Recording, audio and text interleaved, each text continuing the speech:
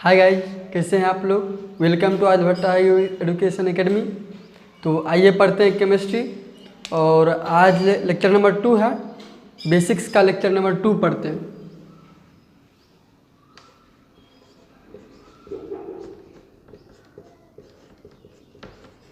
Matter, हमने आपको बताया था मेटर को दो भाग में क्लासिफाइड किया गया, एक प्योर और एक इम्प्योर। ये केमिकल क्लासिफिकेशन, फिजिकल क्लासिफिकेशन हम लोग नहीं पढ़ेंगे, इसका यूज नहीं है।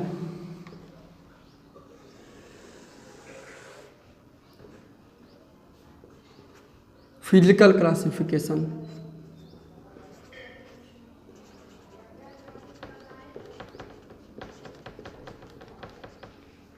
ये हम लोग पढ़ चुके हैं 9th में, और आगे 10th में जो यूज है वो केमिकल क्लासिफिकेशन का ही है।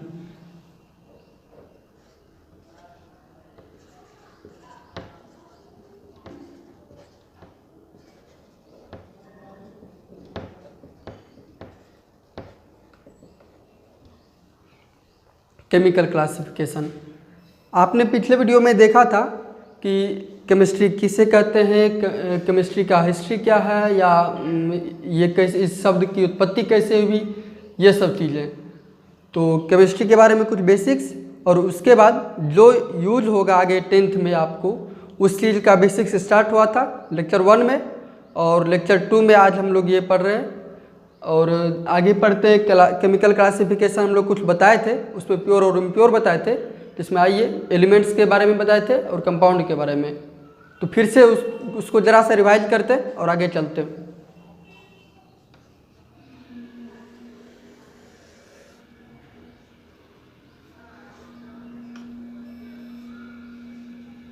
ये हुआ केमिकल क्लासिफिकेशन।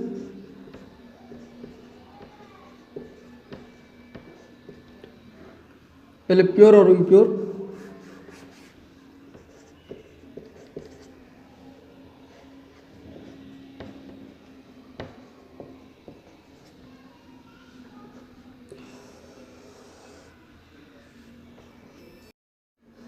और ये कंपाउंड। प्योर दो भाग में क्लासिफाइड किया गया, एलिमेंट और कंपाउंड में।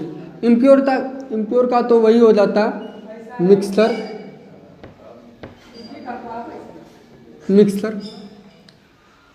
इम्प्योर मतलब होता है जैसे कि मिक्सचर होता है दो या दो से अधिक मेटर्स, टू और मोर मेटर्स का मिक्सचर, जो अनसर्टेनली किसी भी निश्चित रेशियो में उसका मिक्सचर, उसका मिश्रण, ठीक है। मिश्रण तो ऑलवेज हम लोग बच्चों से पढ़ते आ रहे हैं कि जैसे पानी और शुगर, कुछ भी शरबत जो है वो शरबत मिक्सचर है। आप पानी डालिए, शुगर डालिए, कितना भी पानी डालिए और शुगर डालिए वो शरबत ही होगा।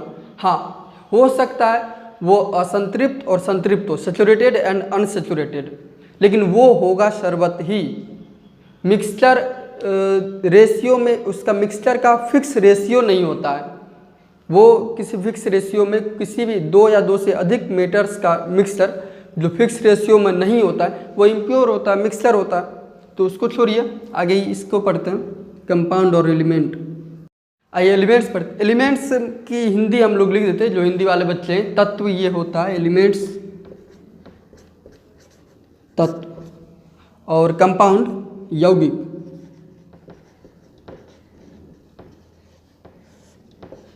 ये तो जानते हैं, प्योर शुद्ध और इम्प्योर अशुद्ध, मिक्सचर मिश्रण।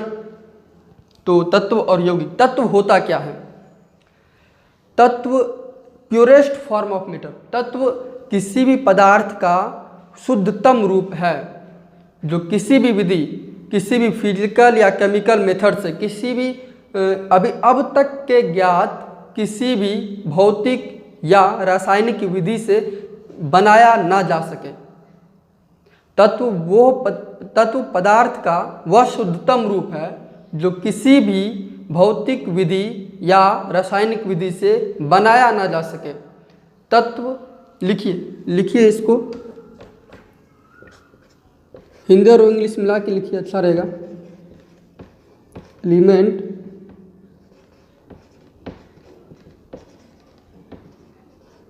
मीटर का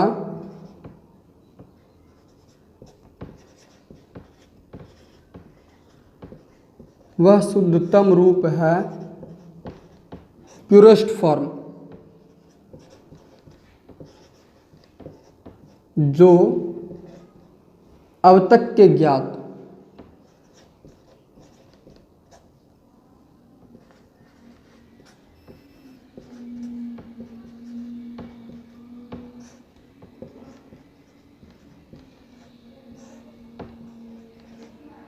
किसी भी फिजिकल या केमिकल मेथड से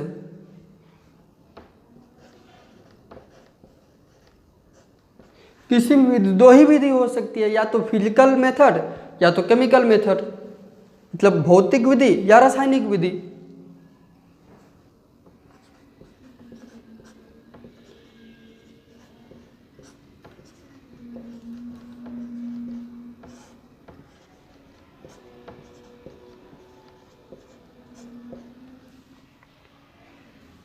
एग्जाम्पल आइए लिखते हैं हम लोग, कुछ भी एग्जाम्पल, जैसे कोई भी सोना, चांदी, लोहा, कोई भी चीज़, इसकी आप लोग एलिमेंटल फॉर्म या आप लोग याद कर लीजिएगा। वो पीरियोडिक टेबल स्टार्ट होगा तो हम लिख देंगे पूरा, हाइड्रोजन, ऑक्सीजन और जो भी कुछ है वो सब। हम लोग सोना को अपने तरीके से नहीं बना सकते।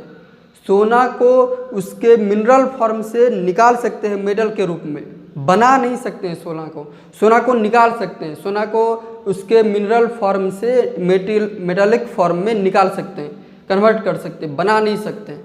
इसलिए ये मेटल बेसिक चीज़ है, ये मेटल बेसिक है, हम इसे बना नहीं सकते, हम इसे अलग से अपने किसी भी फिजिकल या केमिकल मेथड से बना नहीं सकते। एग्जाम्पल में गोल्ड दिख रहा होगा आपको, गोल्ड, सिल्वर, सुन लीजिए, सिल्वर और आयरन, ऑक्सीजन,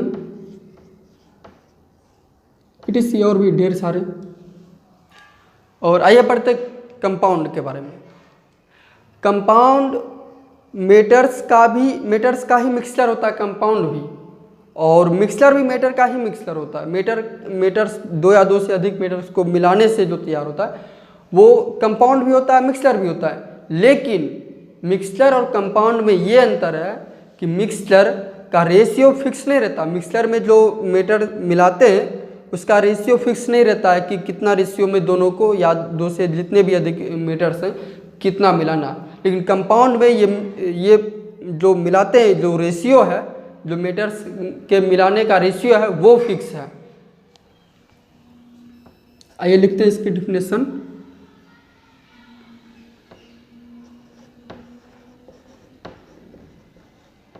कंपाउंड मेटर्स का मिक्सचर है जिसका रेशियो फिक्स होता है।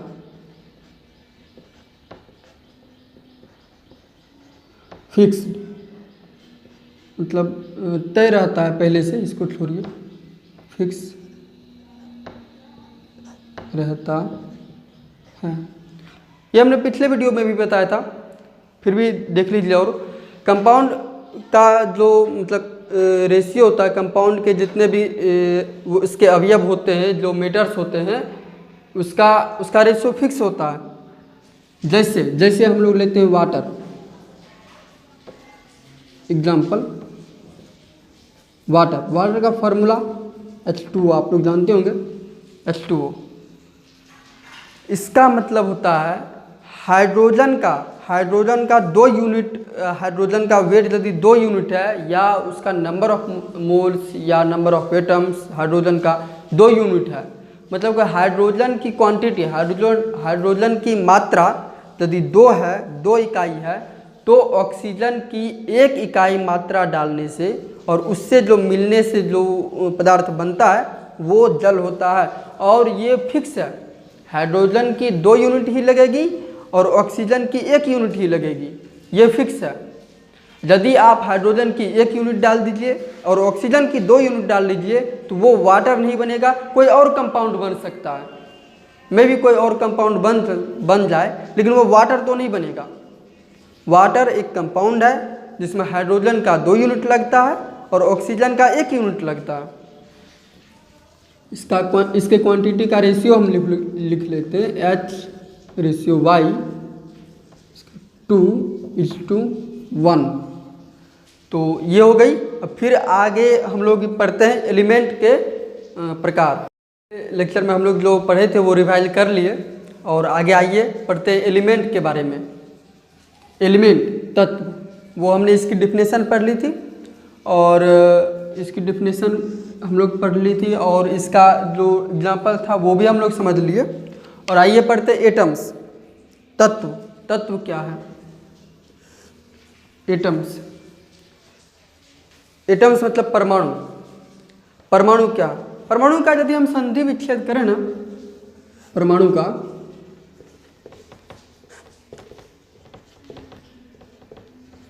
परम लोर अणु मतलब कि बहुत, परम मतलब बहुत ज़्यादा और अणु मतलब छोटा, बहुत ज़्यादा छोटा, इनफैक्ट सबसे छोटा।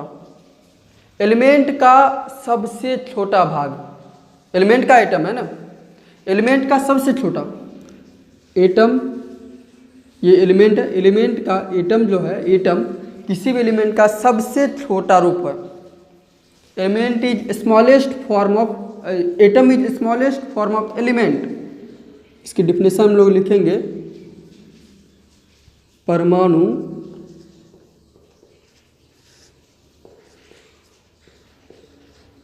किसी भी तत्व का वह सूक्ष्मतम रूप है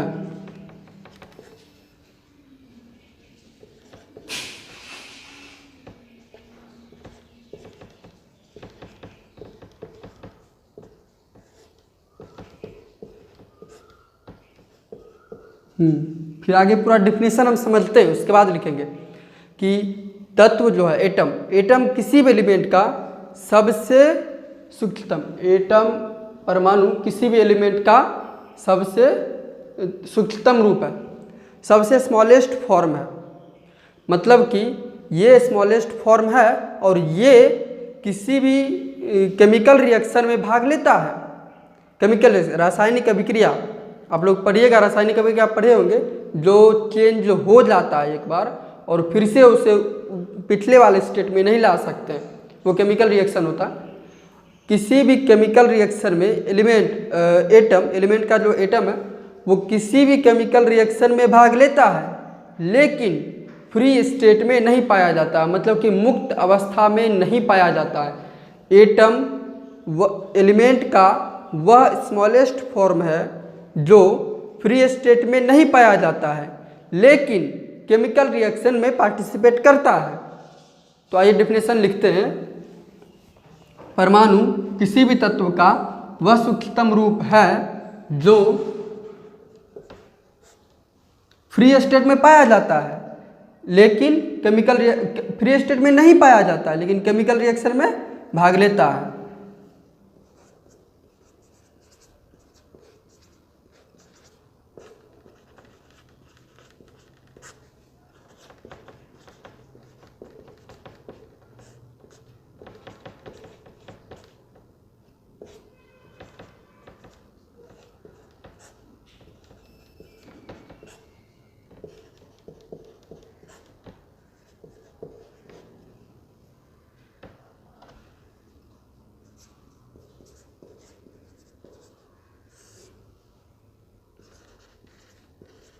लेकिन केमिकल रिएक्शन,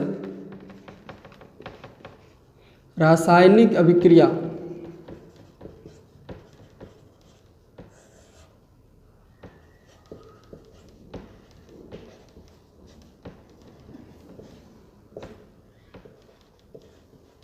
भाग लेता है।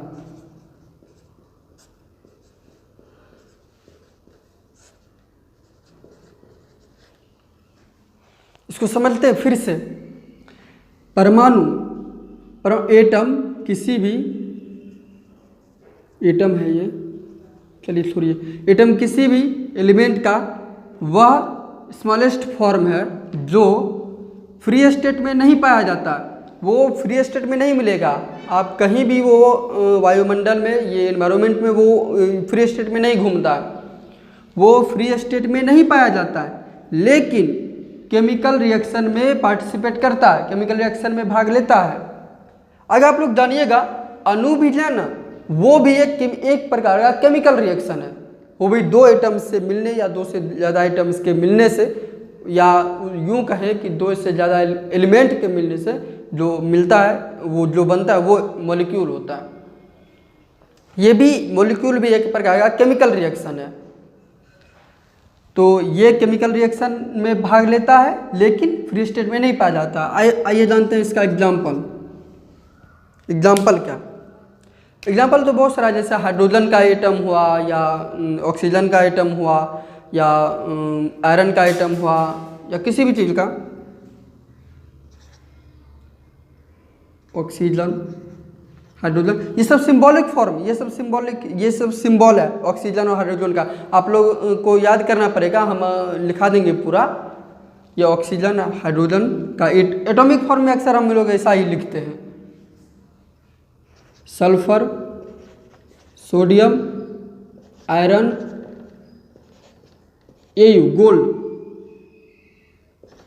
इट इज सिंबॉलिक फॉर्म में ऐसा लिखते हैं। ये सब हाइड्रोजन मॉलिक्यूलर फॉर्म में पाया जाता है, फ्री स्टेट में हाइड्रोजन एटॉमिक फॉर्म में फ्री स्टेट में नहीं पाया जाता है। ऑक्सीजन या नाइट्रोजन फ्री स्टेट में एटॉमिक फॉर्म में नहीं पाया जाता है, लेकिन वो केमिकल रिएक्शन में पार्टिसिपेट करता है। और यही हाइड्रोजन या ऑक्सीजन या नाइट्रोजन वो फ्री स्टेट में पाया जाता है, लेकिन मॉलिक्यूलर फॉर्म में। वो जब मॉलिक्यूलर फॉर्म में होता है तब फ्री स्टेट में पाया जाता है। तो जानते हैं मॉलिक्यूल,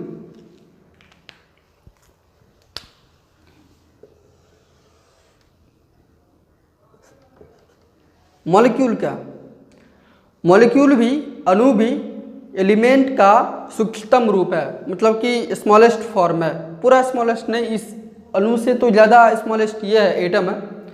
तो अणु भी एलिमेंट का स्मॉल फॉर्म है जो केमिकल रिएक्शन में पार्टिसिपेट नहीं करता है, लेकिन फ्री स्टेट में पाया जाता है।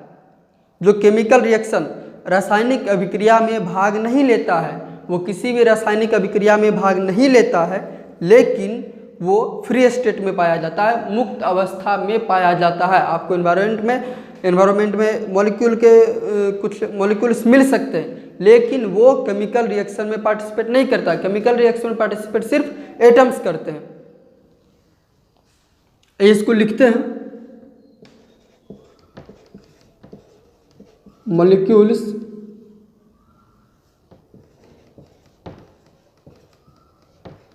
एलिमेंट का वह रूप है जो केमिकल रिएक्शन में पार्टिसिपेट नहीं करता है, लेकिन मुक्त अवस्था में पाया जाता है।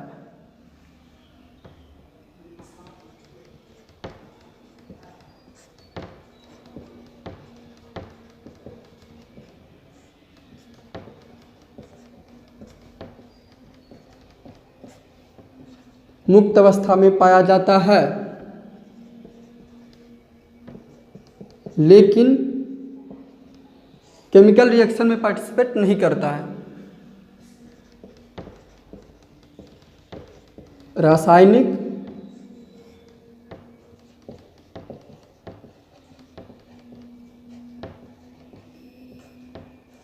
अभिक्रिया में भाग नहीं लेता है।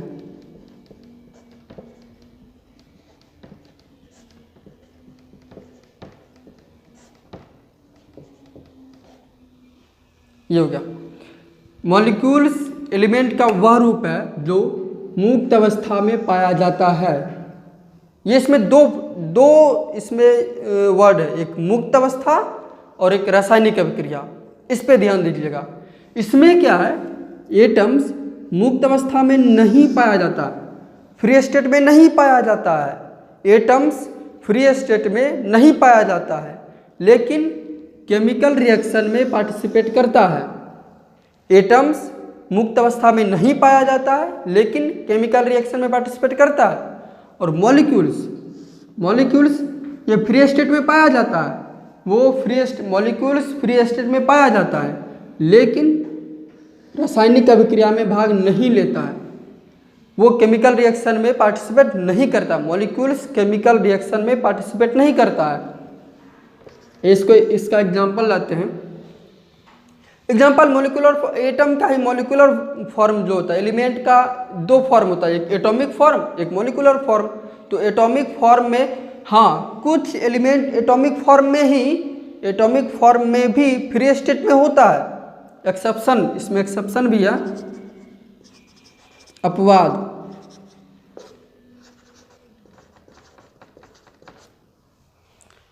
कुछ एक्सेप्शन है जो फ्री स्टेट में भी पाया जाता है लेकिन वो केमिकल रिएक्शन में नहीं भाग लेता है।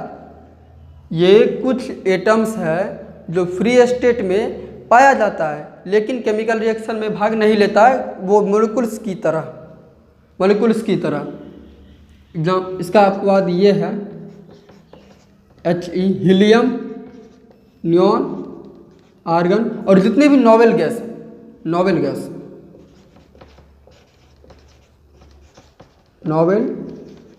गैसेस जितने भी नोबेल गैसेस हैं वो केमिकल रिएक्शन में पार्टिसिपेट नहीं करते हैं लेकिन वो एटॉमिक फॉर्म में होते हैं।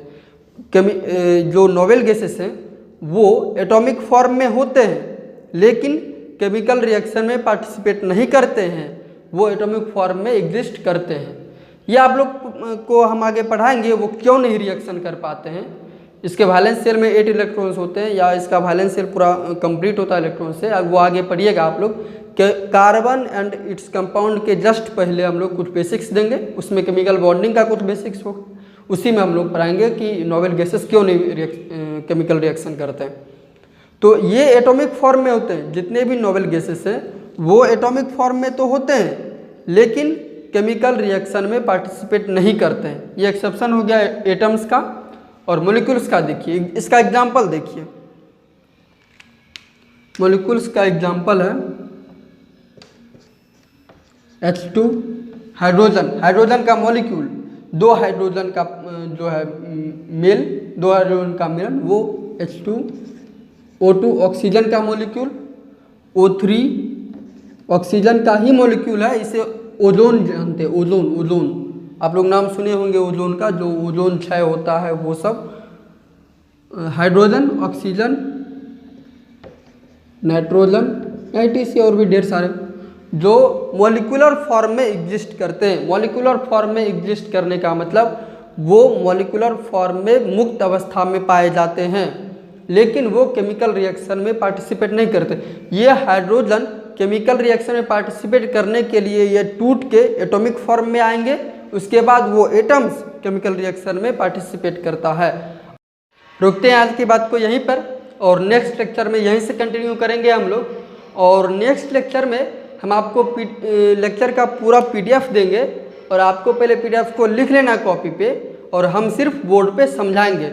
इस पे बोर्ड का वर्क कम रहेगा और आपको बीच में पॉज करके लिखना नहीं पड़ेगा।